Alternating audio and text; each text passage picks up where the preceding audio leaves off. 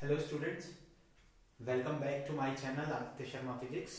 और आज हम क्लास 11 का सेकंड चैप्टर स्टार्ट कर रहे हैं सिलेबस का, units and measurement.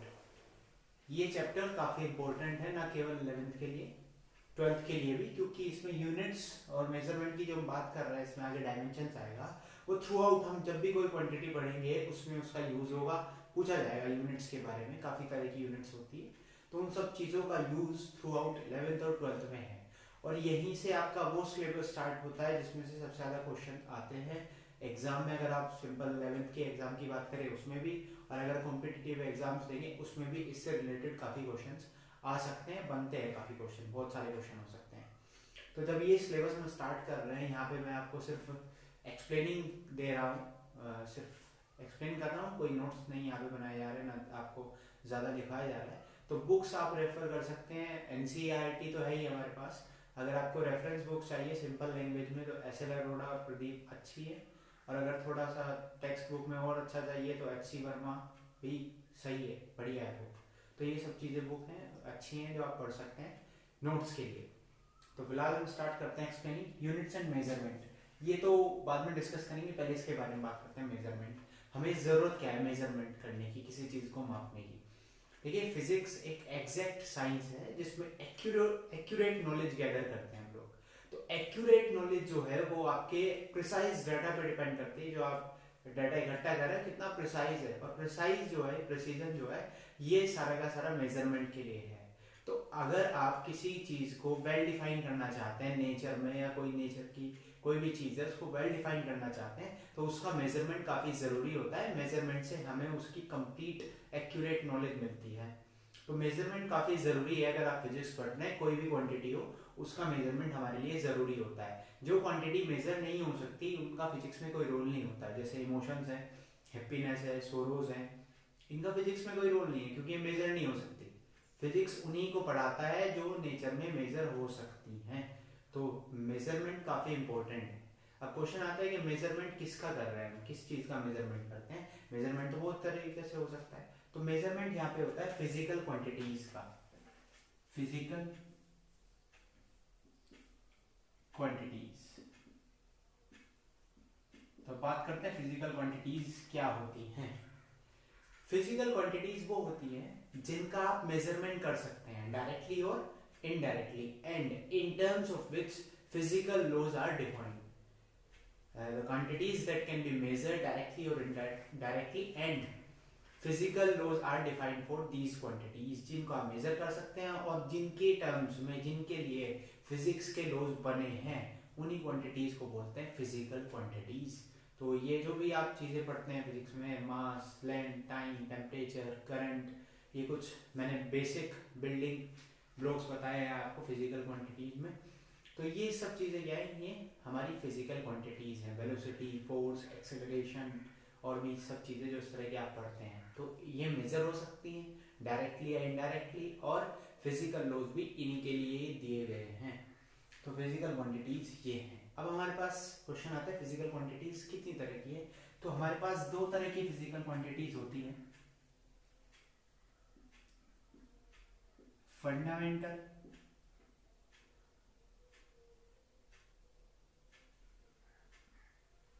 And derived. Fundamental physical quantities and derived physical quantities. Fundamental quantities वो होती हैं जो इंडिपेंडेंट होती है किसी भी दूसरी क्वांटिटी से, जो खुद में एक अपनी बेसिक क्वांटिटी है, जिसको और आप सिंपलर फॉर्म में ब्रेक नहीं कर सकते कि उसको और सिंपलर यूनिट्स में या सिंपलर क्वांटिटीज में डिफाइन कर सके। तो फंडामेंटल क्वांटिटी एक इंडिपेंडेंट क्वांटिटी होती है जो खुद में एक बेसिक क्वांटिटी है, उसको आप फर्दर एक्सप्लेन नहीं कर सकते दूसरी क्वांटिटीज की टर्म्स में। तो ये जो डिफाइंड होती है ये इंडिपेंडेंट अपनी ही टर्म्स में होती है, अपने ही कुछ रिलेशन में होती है, औरों के थ्रू और क्वांटिटी से नहीं डिफाइंड होती। सिमिलरली अगर हम डेराइव्ड की बात करें तो डेराइव्ड, जैसे कि नाम बता रहे हैं कि डेराइव्ड होती और फंडामेंटल क्वांटिटीज से या कुछ डेराइव्ड से भी हो जाती है। फॉर एग्जाम्पल अगर हम बात करें, वेलोसिटी है, वेलोसिटी हम जानते हैं क्या है, डिस्प्लेसमेंट अपॉन टाइम। तो वेलोसिटी में डिस्प्लेसमेंट और टाइम दो चीजों से मिलकर बनी है, तो वो डेराइव्ड है उन दोनों से। तो डेराइव्ड वो होती है जो और फिजिकल क्वांटिटी से डिफाइंड होती है। तो फंडामेंटल इंडिपेंडेंट होती है और ये डिपेंडेंट है। फंडामेंटल को हम कह सकते हैं इंडिपेंडेंट फिजिकल क्वांटिटीज, किसी दूसरी क्वांटिटी पे डिपेंड नहीं करती हैं, और जो डेराइव्ड होती है वो होती है डिपेंडेंट।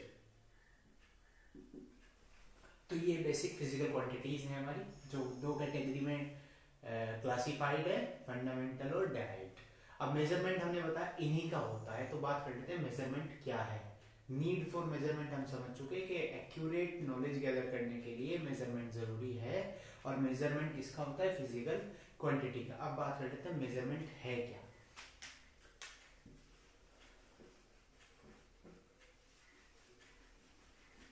दरअसल जो मेजरमेंट है वो असल में एक कंपैरिजन है। मेजरमेंट के अंदर हम क्या करते हैं, अगर आपको कोई फिजिकल क्वांटिटी मेजर करनी है तो आप एक स्टैंडर्ड अमाउंट से उसका कंपेयर करते हैं, कंपैरिजन करते हैं, और वो स्टैंडर्ड अमाउंट उसी तरह का होना चाहिए जिस तरह की वो फिजिकल क्वांटिटी है। जैसे अगर आप बात करें, मार्केट में आप कपड़ा लेने गए हैं तो आप क्या कहेंगे कि इसका मीटर का रेट बताइए, पर मीटर क्या रेट है इसका।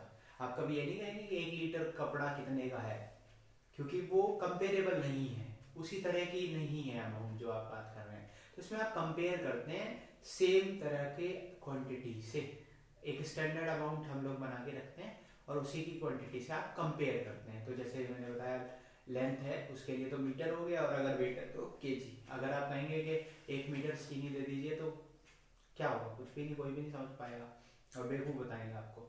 तो ये क्या है, क्योंकि हमने जो अपने लिए लॉज बनाए, जो अपने लिमिटेशन बनाए, उनमें डिफाइन किया कि मेजरमेंट आप सिमिलर चीज़ों के ही कंपैरिजन से कर सकते हैं। ऐसा नहीं है कि कुछ किसी का भी किसी से करते, तो इसमें सिमिलर चीज़ों के कंपैरिजन से होता है। अब कंपैरिजन में आप करते क्या है, क्या चीज़ मेजर करते हैं। देखिए दो चीज़ें होती है हमारे पास। अगर आपको कोई भी क्वांटिटी मेजर करनी है, सपोज करो मैंने कहा क्यू कोई क्वांटिटी है मेरे पास जिसको मुझे मेजर करना है कितना है, तो यहाँ पे हमारे पास दो चीज़ें होती हैं, एक एन एक यू। एन तो है हमारे पास न्यूमेरिकल वैल्यू,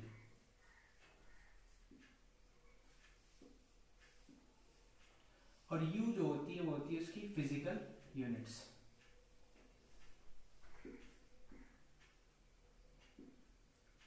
फिजिकल यूनिट, तो दो चीजों से मिलके आपकी कोई भी क्वांटिटी बनती है, न्यूमेरिकल वैल्यू और फिजिकल यूनिट। अगर दोनों में से एक नहीं बताएंगे तो आपकी जो नॉलेज है वो कंप्लीट नहीं है, सही नहीं है, वो अभी अधूरी है। तो अब इसमें न्यूमेरिकल वैल्यू, जैसे हम एक एग्जांपल ले लेते हैं, फिजिकल यूनिट और न्यूमेरिकल वैल्यू किस तरह से एक दूसरे से रिलेटेड होती है।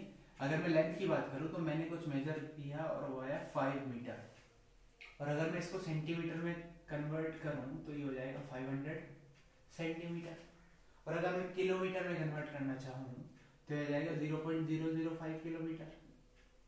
तो देखिए क्या अंतर है, हम क्लियरली देख सकते हैं। बेसिक नॉलेज अगर हम बात करें, वैसे तो आगे समझेंगे इन सब चीज़ों को, लेकिन अगर बात करें किलोमीटर, सेंटीमीटर और मीटर में कौन बड़ा है, तो आप सब बता देंगे किलोमीटर बड़ा है, उसके बाद मीटर आता है, उसके बाद सेंटीमीटर। तो देखिए यूनिट जितनी बड़ी है न्यूमेरिकल वैल्यू उतनी कम है, और यूनिट जितनी छोटी है न्यूमेरिकल वैल्यू उतनी बड़ी है। तो यहाँ से एक बात समझ में आती है कि जो न्यूमेरिकल वैल्यू होती है ये इनवर्सली प्रोपोर्शनल है एक तरह से यूनिट के। तो अगर मैं इसको इधर ले जाऊँ तो ये एनयू के प्रोपोर्शनल है, और प्रोपोर्शनलिटी हटाने के लिए क्या लगता है, कांस्टेंट। तो यहाँ से हमारे पास क्या आता है कि जो न्यूमेरिकल वैल्यू और यूनिट का मल्टीप्लिकेशन है वो एक कांस्टेंट है। देखिए यहाँ पे दिया भी क्वांटिटी सेम है, बस यूनिट बदला तो न्यूमेरिकल वैल्यू बदल गया, और किस रेस्पेक्ट में बदला है, इस रेस्पेक्ट में। तो आप यहाँ से ये भी कह सकते हैं कि अगर आपके पास कोई फिजिकल क्वांटिटी है, आपने उसको U1 यूनिट में मेजर किया, आपकी न्यूमेरिकल वैल्यू N1 आई, और दूसरे मेजर में U2 आपने यूनिट में मेजर किया, आपकी न्यूमेरिकल वैल्यू N2 आई, तो दोनों इक्वल होंगी क्योंकि क्वांटिटी सेम है। और ये हेल्पफुल होता है यूनिट कन्वर्जन में, एक यूनिट से दूसरे यूनिट में कन्वर्ट करने में ये चीज़ हेल्पफुल है। तो ये था मेजरमेंट। मेजरमेंट मीन सिंपली कह सकते हैं कंपैरिजन है सिमिलर टाइप ऑफ क्वांटिटी से। ठीक है, आगे बढ़ते हैं। अब हमारे पास है फिजिकल यूनिट्स। अगर हम बात करें, हम यूनिट्स की बात करें, फिजिकल यूनिट्स है क्या।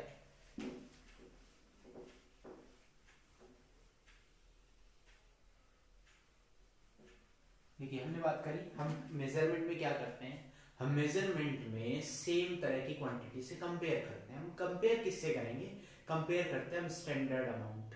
हम एक उसी सिमिलर क्वांटिटी के स्टैंडर्ड अमाउंट को एक अपना फिक्स यूनिट मान चुके हैं, फिजिकल यूनिट जिसको बोलते हैं, जिससे कंपैरिजन होगा और वो उसी का ही एक पार्ट होता है। फॉर एग्जांपल अगर मैं बात करूं, मैं रेस कर रहा हूँ 100 मीटर, तो यहाँ पे यूनिट क्या है? मीटर। तो क्या ये मीटर उसी 100 का पार्ट नहीं है कि 1 मीटर करके 100 मीटर हो गए?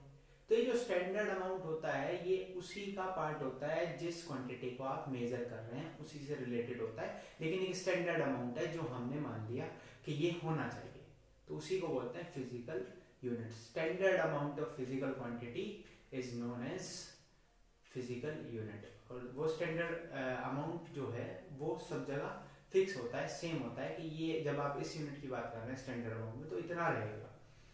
अब अगर हम बात करें कि हमें कोई मास मेजर करना है तो उसके लिए क्या बनाया हमने? किलोग्राम।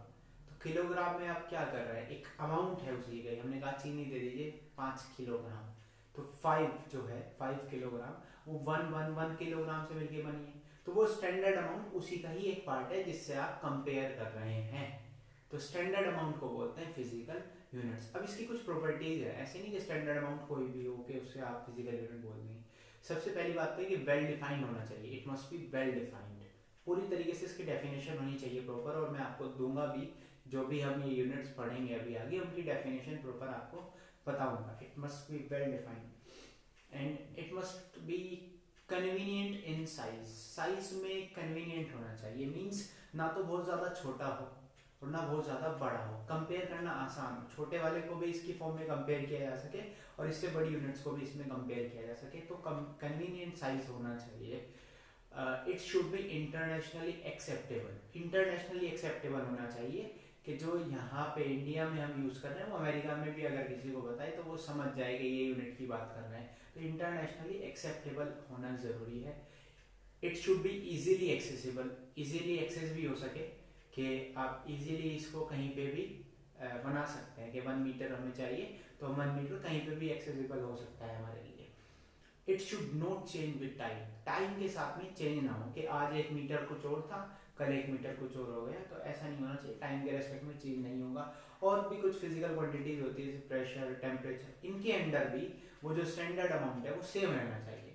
हाँ, ऐसा हो सकता है कि आज आपने कुछ मेजर किया कि वो आज 1 मीटर का था और कल आप मेजर कर रहे हैं तो वो 0.95 सेंटीमीटर हो गया या बढ़ गया, तो वो क्वांटिटी तो अपने आप घट बढ़ सकती है, लेकिन जो वो स्टैंडर्ड अमाउंट है 1 मीटर वो उतना ही रहना चाहिए जितना है, वो इन फिजिकल क्वांटिटीज में के रेस्पेक्ट में चेंज नहीं होना चाहिए। तो ये कुछ फीचर्स होते हैं फिजिकल यूनिट्स के।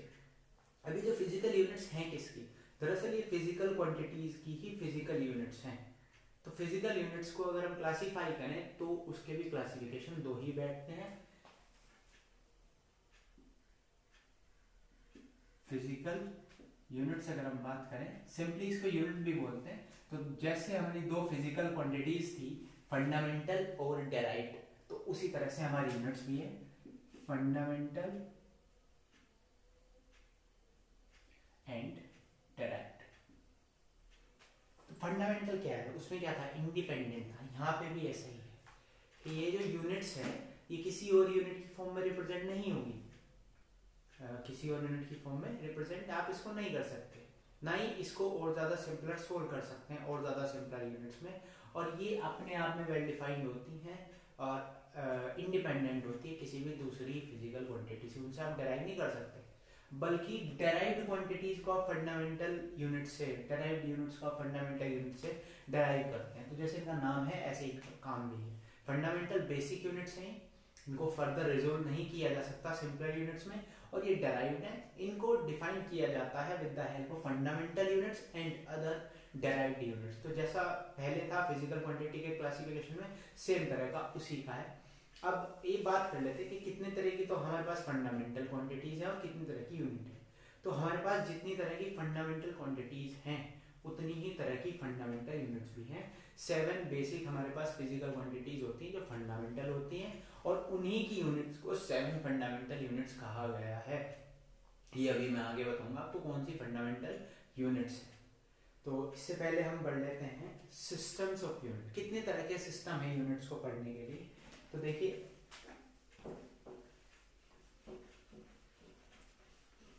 जब आप मेजरमेंट कर रहे हैं तो न्यूमेरिकल वैल्यू के साथ यूनिट का काफी बड़ा रोल रहता है कि जो न्यूमेरिकल वैल्यू तभी सही होगी जब आपने उसके रेस्पेक्ट की यूनिट भी सही रखी है।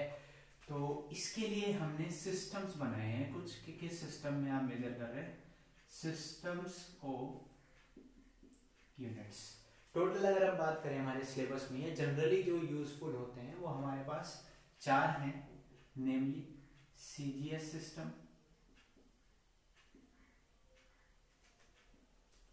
एफपीएस सिस्टम, एमकेएस सिस्टम और एक है हमारा एसआई। एसआई को आप ऐसे भी बोल सकते हैं the international system of units. अब अगर आप देखें तो एसआई जो है वो फुल फॉर्म ये तो नहीं बनती है, तो एसआई क्या है, ये एसआई क्यों यूज करते हैं और इसकी फुल फॉर्म ये क्यों है, इसको भी बताऊंगा जब इसको पढ़ाऊंगा। फिलहाल यहाँ से स्टार्ट करते हैं सीजीएस। दरअसल जो हमारी फंडामेंटल क्वांटिटीज हैं उनमें 3 हैं काफ़ी इंपॉर्टेंट जो नॉर्मली हम मेजर करते हैं, बहुत ज़्यादा मेजर करते हैं और लगभग हर फिजिकल क्वांटिटी जो है उसके साथ कुछ ना कुछ उसका रिलेशन होता है, कुछ को छोड़ के मोस्टली फिजिकल क्वांटिटीज में ये सब होते हैं, वो है मास, लेंथ और टाइम। तो उन्हीं के को बेस मानते हुए उन्हीं की जो यूनिट्स हैं अलग अलग, उन्हीं के नाम पे ये सब नाम पड़ा है। दरअसल ये सीजीएस की फुल फॉर्म है। आप देखिए हमारे हम 3 चीज़ें लेते हैं, लेंथ, मास और टाइम, और ये जो तीनों नाम आपको दिख रहे हैं ये पहले वाले को कोरस्पॉन्ड करेगा, ये दूसरे वाले को और ये तीसरे वाले को। तो देखिए जब किसी सिस्टम में लेंथ की यूनिट होती है सेंटीमीटर, मास की यूनिट होती है ग्राम और टाइम की होती है सेकंड, तो उसको बोलते हैं सीजीएस सिस्टम। और सिस्टम में हर एक क्वांटिटी के लिए एक सेट ऑफ यूनिट्स डिफाइंड है। तो सिस्टम ऑफ यूनिट्स वही है जिसमें सेट एक हमारे पास है जिससे हम हर फिजिकल क्वांटिटी की यूनिट को बता सकते हैं। तो सीजीएस में लेंथ के लिए सेंटीमीटर, मास के लिए ग्राम, टाइम के लिए सेकंड जब डिफाइंड है तो उसको बोलते हैं सीजीएस। ऐसे बहुत सारी चीजें हैं और टर्म्स को आप इन फिजिकल क्वांटिटीज के रेस्पेक्ट में बता सकते हैं। एफपीएस, एफ लेंथ का है foot, P for pound, S for second, foot, pound और सेकंड। फुट जो है वो लेंथ के लिए, पाउंड मास के लिए और सेकंड टाइम के लिए। एफपीएस में ये यूरोपियन सिस्टम है, ब्रिटिश सिस्टम है और ये फ्रेंच सिस्टम है। अब बात करते हैं एमकेएस की। एमकेएस, एम लेंथ के लिए एम फॉर मीटर, एम मास के लिए के फॉर किलोग्राम और टाइम के लिए सेकंड। तो एमकेएस नॉर्मली जो हम पढ़ते हैं metre, kilogram, second, MKS system है। और एसआई, एसआई में भी सेम है। तो अभी एक डिफरेंस भी बताऊंगा एमकेएस और एसआई में कि क्या है। एसआई समझ लेते हैं, ये सबसे ज्यादा इंपॉर्टेंट सिस्टम है क्योंकि ये है इंटरनेशनली एक्सेप्टेबल, सब जगह इसका यूज होता है। 11th कॉन्फ्रेंस हुई थी 1960 में, general conference on weight and measures, उसमें फाइनली इसको अडॉप्ट किया गया है कि ये एक ऐसा सिस्टम है जो हर जगह आप यूज कर सकते हैं। 1960 में इसको अडॉप्ट किया गया। और एसआई जो है वर्ड, इसी को डिटेल में थोड़ा सा डिस्कस करेंगे हम, तो इसी को लिख लेते हैं पहले। बाकी जो 3 थे वो जैसे जैसे उनकी यूनिट थी फर्स्ट 3 की उनके अकॉर्डिंग उनका नाम था, लेकिन ये थोड़ा सा अलग है। एसआई, एसआई बना है सिस्टम इंटरनेशनल डी यूनिट्स। ये एक फ्रेंच वर्ड है, ये फ्रेंच सिस्टम है, सिस्टम इंटरनेशनल डी यूनिट्स। और इसका जो इंग्लिश कन्वर्जन है वो है the international system of units, the international system of units. तो जो इसका इंग्लिश नेम है वो ये है, और जो फ्रेंच कन्वर्जन, फ्रेंच में इसका ओरिजिनल नेम है एसआई, उसके फर्स्ट 2 लेटर्स हमने लिए एसआई। तो एसआई यूनिट्स हमारी हर जगह यूज होने वाली यूनिट्स है, और जो हम फंडामेंटल यूनिट्स हम चीज़ों के डेराइव करते हैं, डिफाइन करते हैं, वो इसी फॉर्म में करते हैं। तो एसआई काफ़ी इंपॉर्टेंट है और इंटरनेशनली सबसे मेन यही है। और एक और खास बात है, जो 3 है सीजीएस, एमकेएस और एसआई, ये तीनों आपस में रिलेटेड होती है, मल्टीप्लायर्स 10 की पावर मल्टीप्लायर्स में एक दूसरे को डिफाइन कर सकते हैं, लेकिन जो एफपीएस है उनका उसका कोई 10 मल्टीप्लायर से रिलेशन नहीं है, डेसिमल में कोई रिलेशन नहीं है इन तीनों से, वो एक अलग सिस्टम है और हर जगह यूज भी नहीं होता, बहुत कम यूज होता है, यूरोपियन कंट्रीज में सिर्फ यूज होता है, ब्रिटिश में यूज होता है, अदरवाइज और जगह इसका बहुत कम यूज होता है। तो ज़्यादातर जो है ये तीनों सिस्टम और सबसे ज़्यादा एसआई सिस्टम इंटरनेशनली एक्सेप्टेबल है, इंटरनेशनली यूज होता है। तो अब बात कर लेते हैं कुछ फंडामेंटल यूनिट्स एसआई में। तो हमारे पास 7 फंडामेंटल क्वांटिटीज हैं और उनकी ही 7 फंडामेंटल यूनिट्स हैं। जो बेसिक यूनिट्स हैं, बेसिक क्वांटिटीज है वो 7 है, साथ में 2 सप्लीमेंट्री हमारे पास एसआई यूनिट भी है, फिजिकल क्वांटिटीज भी, उनके बारे में पढ़ते हैं। तो सबसे पहले हम बात कर लेते हैं बेसिक फंडामेंटल क्वांटिटीज कौन कौन सी हमारे पास, फिर हम देख लेंगे इसकी यूनिट क्या है, या एसआई यूनिट लिख लेते हैं, एसआई यूनिट, और फिर उसका सिंबल लिखेंगे यहाँ पे। तो सबसे पहले अगर मैं बात करूं तो हमारे पास मास है फंडामेंटल में, मास, सेकेंड नंबर पे आता है लेंथ, थर्ड नंबर पे टाइम। सीक्वेंस नहीं है, आप अपने अकॉर्डिंग भी चेंज कर सकते हैं, लेकिन टेम्परेचर 5 हमारे पास है, इलेक्ट्रिक करंट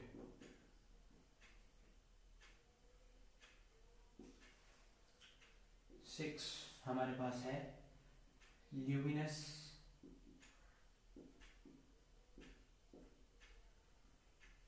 इंटेंसिटी, एंड 7 हमारे पास है अमाउंट ऑफ सब्सटेंस। तो ये हमारे पास 7 फंडामेंटल क्वांटिटीज है, बेसिक फंडामेंटल क्वांटिटीज है। अब इनकी एसआई यूनिट की बात कर लेते हैं। मास की है किलोग्राम, केजी, लेंथ की है हमारे पास मीटर, टाइम की है हमारे पास सेकंड, टेम्परेचर की है केल्विन, इलेक्ट्रिक करंट की है एम्पेयर, ल्यूमिनस इंटेंसिटी की है कैंडेला, और अमाउंट ऑफ सब्सटेंस की है हमारे पास मोल। अब इनके सिंबल देख लेते हैं, क्योंकि इतनी बड़ी बड़ी यूनिट लिखी नहीं जाती, सिंपल सिंबल लिखे जाते हैं। तो किलोग्राम का आप जानते हैं केजी है, मीटर का स्मॉल एम, सेकंड का स्मॉल एस, केल्विन का है कैपिटल के, एम्पेयर का है कैपिटल ए, और कैंडेले का है सी डी, और मोल का है एम ओ एन। तो ये हमारे पास 7 फंडामेंटल यूनिट्स हैं, क्वांटिटीज हैं, उनकी 7 यूनिट्स हैं जिनका आपको सिंबल लिखाया गया है। ये तो है बेसिक फंडामेंटल क्वांटिटीज, लेकिन हमारे पास 2 सप्लीमेंट्री फंडामेंटल क्वांटिटीज भी हैं, उनके बारे में भी समझ लेते हैं।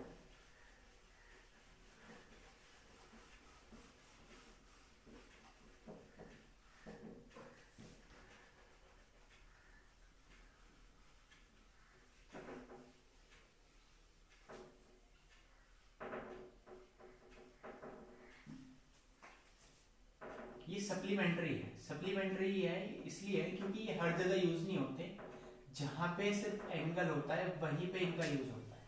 सप्लीमेंट्री फंडामेंटल यूनिट, जहां पे एंगल होगा सिर्फ वहीं पे इसका यूज होगा। तो हमारे पास जो पहला है इसमें वो है प्लेन एंगल,